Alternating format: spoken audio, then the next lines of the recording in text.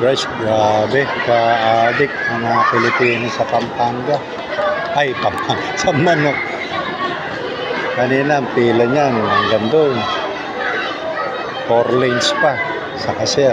Yan na yung mga nag-order, yung iba doon. Kung ibang pila pa yung doon, kumukuha ng mga na-order na. At yung dito naman pila rito, na nagpe-place pala na order. Grabe.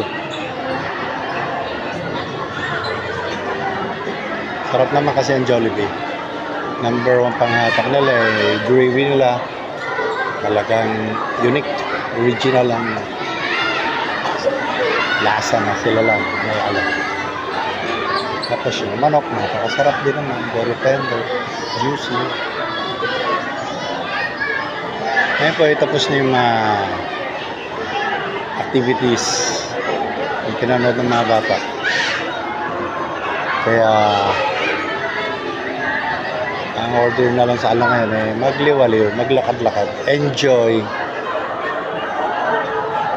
the rest of the day inside the mall.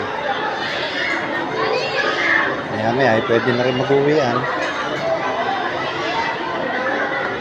Okay na no. Alright.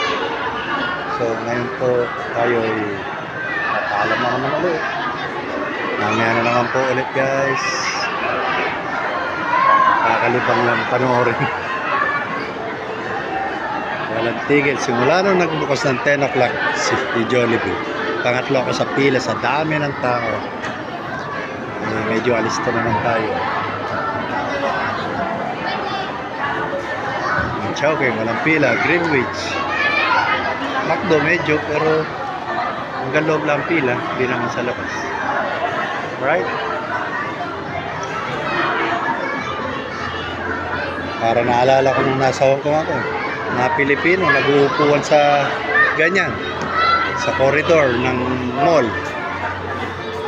Wala naman magawa yung guard kasi kahit pagbawalan niya